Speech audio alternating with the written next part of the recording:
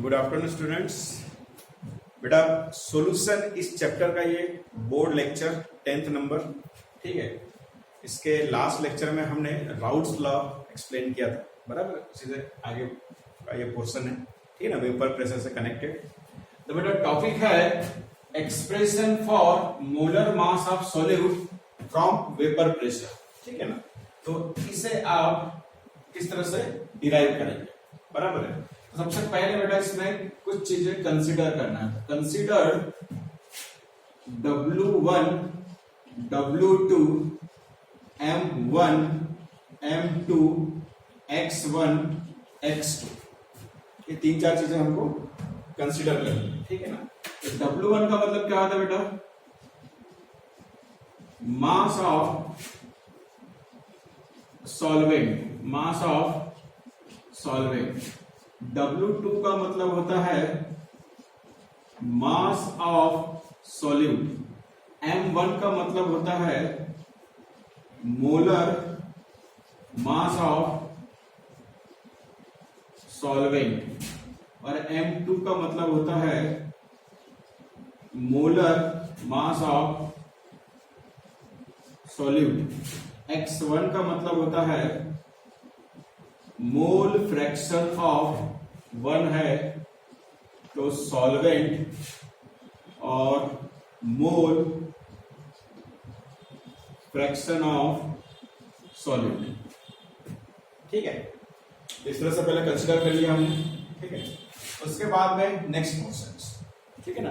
तो next portion जो है वो है number of mole of solute, number of mole of solute, ठीक है ना। सॉल्यूट एंड सॉल्वेंट दोनों ले लेंगे, दोनों की जरूरत पड़ेगी।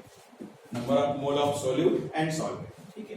तो बेटा सॉल्वेंट का नंबर ऑफ मोल मतलब 1, तो 1 का फॉर्मूला क्या आ जाएगा? W1 अपॉन M1, और N2 मतलब number of mole of solute, ये हो जाएगा W2 अपॉन M2, ठीक है ना।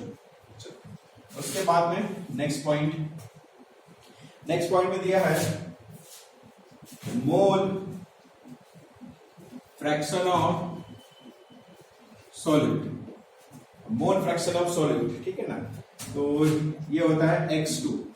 बेटा X2 का फॉर्मूला है N2 upon N1 plus N2, ठीक है। ये जो वैल्यूज यहां पे आई है यहां पे पुट करेंगे, ठीक है ना। तो यहां पे लिखेंगे put the values of N1 and N2 in above equations, ठीक है। अब इसमें पुट करने के बाद हमें क्या मिलेगा? X2, N2 की जगह पर पुट करेंगे हम W2 अपॉन M2, और फिर यहां पे N1 की वैल्यू पुट करेंगे W1 M1, और सॉरी यहां पे पुट करेंगे बेटा W2 अपॉन M2, ठीक है। अब ये पुट करने के बाद में यहां पे फिर से कुछ कंसीडर करना है, ठीक है। तो कंसीडर क्या करना है? For very very dilute solution, very very dilute, इसका मतलब क्या होगा बेटा? कि भी उसमें सॉल्यूट बहुत कम है, नहीं के बराबर, और इस वजह से हम यहाँ पे N1 इसको ज्यादा ग्रेटर दिखाएंगे N2 से। N1 is very very very greater than. Situation बताता मैं आपको। मान के चलो कि भी एक बकेट पानी है, पूरा एक बकेट, ठीक है, और उसमें आपने शुगर के सिर्फ 2 या 3 क्रिस्टल्स डाल दिए, मान लो, पता लगेगा, ठीक है ना। अगर आपने टेस्ट करके भी देखा कि स्वीट है या नहीं वो पानी, नहीं पता लगेगा। इतने बड़े बकेट भर पानी में आपने 2 या 3 शुगर के क्रिस्टल डाले, कुछ पता नहीं चलने वाला। उस टाइप की कंडीशन की बात कर रहे हैं, ठीक है। और इस वजह से क्या करेंगे हम? देयरफॉर इस कंडीशन अगर है तो N2 is neglected, N2 is neglected, हम उसको N2 को निग्लेक्ट करेंगे। अब N2 को निग्लेक्ट करना मतलब उसमें से कौन सी वैल्यू निग्लेक्ट करना है? आपको मालूम है N2 की वैल्यू मतलब W2 अपॉन M2।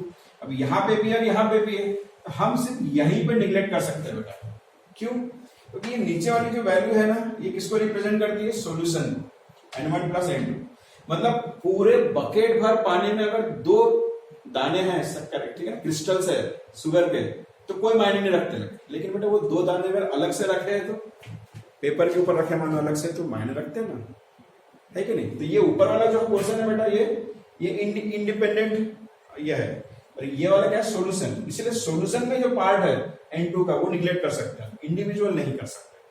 क्योंकि वो 2 दाने जो है शुगर के क्रिस्टल्स, वो अगर अलग से रखे बेटा पेपर पर, तो उसका मायने है, ठीक है ना। हाँ, उसका मायने कब नहीं है? जब वो वाटर में डिजोल्व हो जाएंगे, तो उसका कुछ मायने नहीं रहेगा, ठीक है। तो चलो इसको निगलेक्ट कर दो।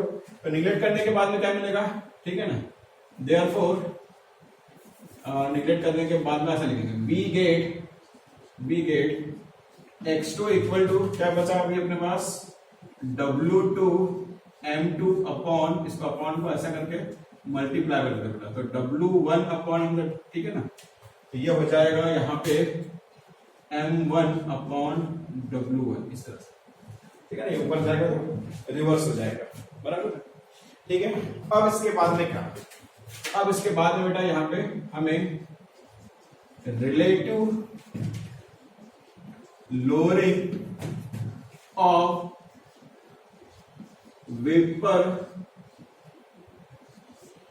प्रेशर, ठीक है ना, relative lowering of vapour pressure. Formula क्या बचा बेटा उसका? Delta P upon P10 equal to x2, ये फॉर्मूला है, ठीक है ना, relative lowering of vapour pressure का। हमने इसको डिराइव किया है, बराबर है। अब इसमें ये जो x2 की जो वैल्यू है, ये पुट कर दो, ठीक है ना। यहां पे लिखेंगे put the value of x2 in above equations, ठीक है ना। x2 की वैल्यू पुट कर दो, क्या मिलेगा अभी? Delta P upon P10, x2 की वैल्यू पुट करेंगे, W2 upon M2 multiply by M1 W1। अब हमें चाहिए बेटा M2, क्योंकि देखो मोलर मास ऑफ सॉल्यूट, मतलब क्या होता है बेटा? M2। इसका एक्सप्रेशन चाहिए हमको, ठीक है ना। अब इसका एक्सप्रेशन अगर चाहिए, या इसका एक्सप्रेशन चाहिए हमको, तो बाकी सब चीजें इधर लेके आ जाओ। तो क्या हो जाएगा बेटा इसमें?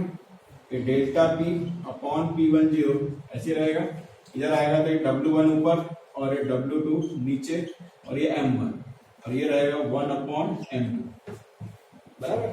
अब हमको इसको रिवर्स करना होगा, ये हो जाएगा रिवर्स, तो ये हो जाएगा इधर P10 अपॉन डेल्टा P, ये W2 M1, और यहाँ पे नीचे में क्या आ जाएगा बेटा? W1। तो ये आ गया हमारा एक्सप्रेशन M2 का, ठीक है ना। यहां तक लिखेंगे तब जाके आपको बेटा 2 मार्क्स मिलेंगे, ठीक है ना। ये एक्सप्रेशन बेसिकली कितने मार्क्स के लिए है? 2 मार्क्स के लिए, ठीक है। तो M2 इक्वल टू P10 का मतलब क्या होता है? Vapour pressure of solvent in pure conditions, मतलब vapour pressure of pure solvent. Delta P मतलब लोअरिंग इन वेपर प्रेशर, ठीक है ना।